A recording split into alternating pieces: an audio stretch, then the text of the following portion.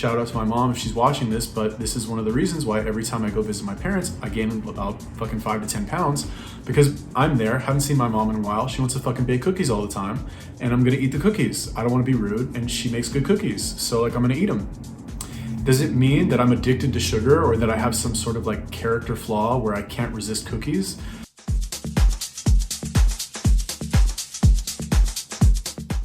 What's up guys? Before we get into the video, just wanted to let you know that I have a brand new coaching program and I'm looking for 5 motivated individuals who are interested in transforming their bodies and getting their health better than it has ever been.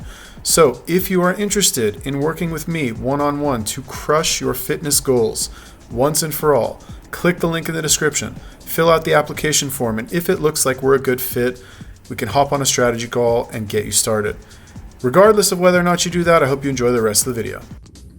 Yo, what's up guys? In this video, I want to talk about what to do if you are addicted to sugar. All right, I've been spending a lot of time on Facebook lately, and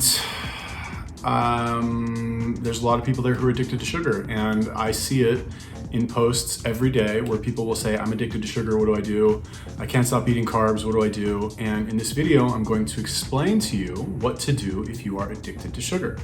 Because there are a few key steps that you can take, let's call them, that you might not have thought about, that I think once you implement these things, it'll make it much easier for you, not necessarily to, it'll just make it easier for you to not worry about like when your next hit of sugar is gonna come. So the first thing that I would recommend that you do is you redefine your sugar addiction. Okay, you're not addicted to sugar, right? Like there's this thing in NLP called a reframe, right? Which is where you take a situation and you describe it in a way, in a different way that either decreases or increases the intensity of the emotional response that it draws out of you, right? It's very common in sales and really is kind of the secret to changing your own mind or changing somebody else's mind if you're trying to convince them of something. So for example, let's examine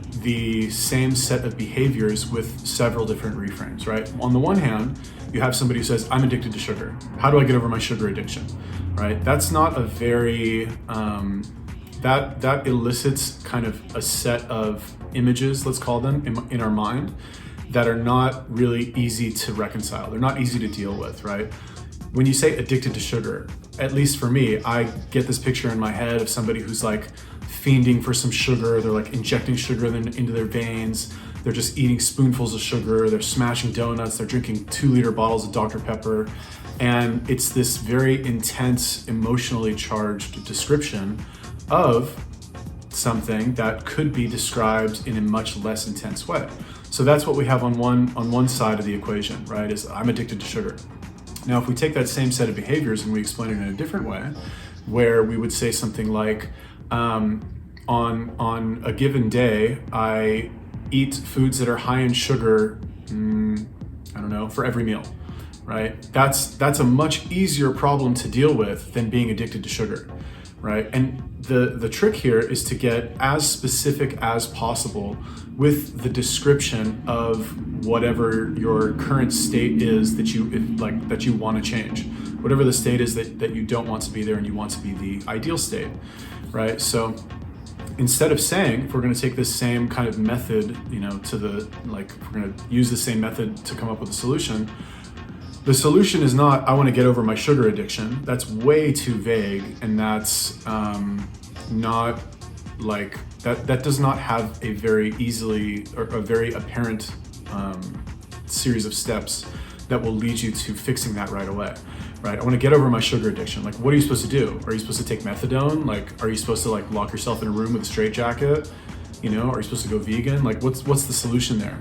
But if we describe it in a more literal sense, if we say, I want to reduce the amount or frequency of the times that I eat sugar throughout the day. If I want to reduce the overall amount of sugar that I eat during the day, or I want to reduce the frequency of the times that I eat sugar throughout the day, those are much easier to find a solution for, right?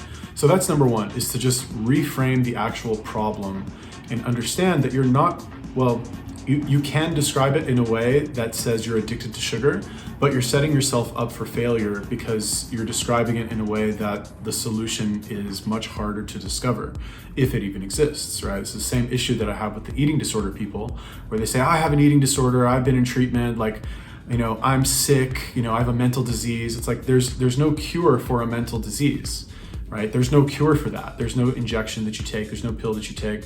There's no therapy is not a guarantee. And if it does work, it's probably not going to happen on day one.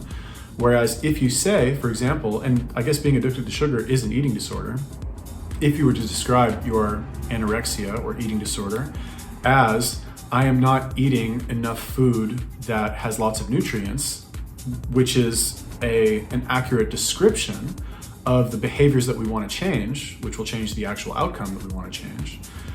That's a much easier problem to attack, right? You can say, okay, I'm not getting enough nutrients. I need to increase the amount of nutrients that I consume. Wow, boom, easy, solved.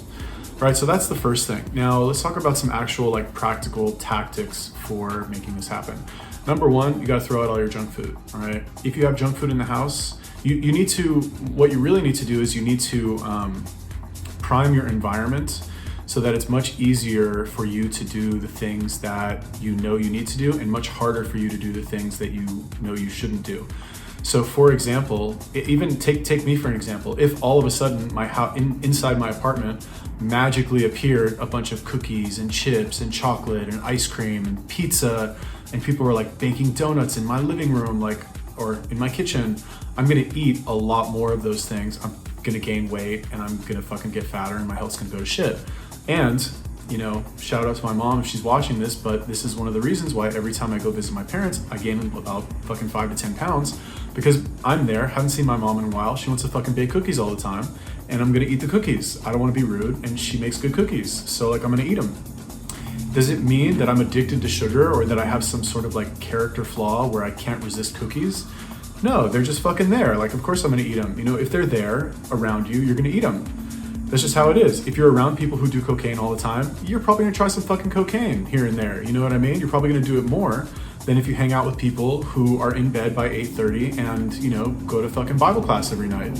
You know what I'm saying? So you have to create the environment around you where it's easy to do the things that you need to do.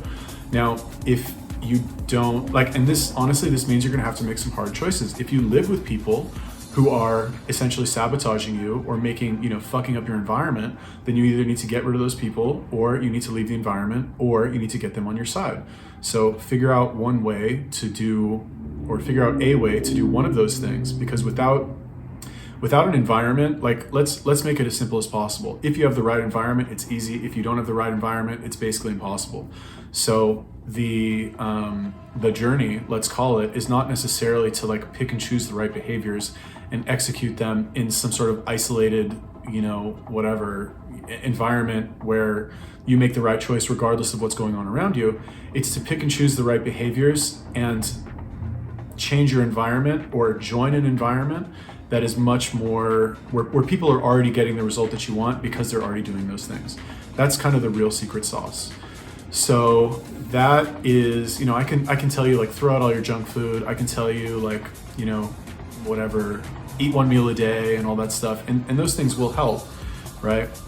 Eating one meal a day is a great trick that I have used for many years to kind of curb my own desire for, eating stuff that I shouldn't be eating, because I know myself, if I am not going to be eating the entire day and I only have a short window of time where I'm going to eat, I'm going to eat as much nutrient dense food as possible, not necessarily because I'm so gung-ho about chicken, but because I know from experience that if I choose to eat one meal a day and my evening meal is a fucking large pepperoni pizza, I'm gonna feel like absolute fucking garbage the next day, and it's gonna make my entire life harder, and eventually I will attribute that to the pizza that I ate. And I'll say to myself, okay, I don't wanna do that because the pain is too great and there's no pleasure there. So it'll teach you to kind of naturally gravitate towards the things that you know that you should be doing. All right, so that is basically what you need to do. Number one, reframe it in a way that describes the behaviors that you are doing, and it'll make it much easier to fix what you actually need to fix. And number two, create the environment around you, or join an environment that will make it much easier for you to do the stuff that you know you need to do. Cool. Let me know what you guys think about that. Leave me a comment if you have any comments about that. Subscribe, like, peace. What's up, guys? Thanks for watching the video. Please remember to like, comment, and subscribe. Any and all comments are appreciated, as they do help the algorithm. If you are interested in applying for my brand new coaching program, click the link in the description, fill out the application form, and if it looks like a good fit, I will contact you and we can hop on a strategy call and get you in the best shape of your life ASAP. Thanks for watching the video. See you next time. Peace.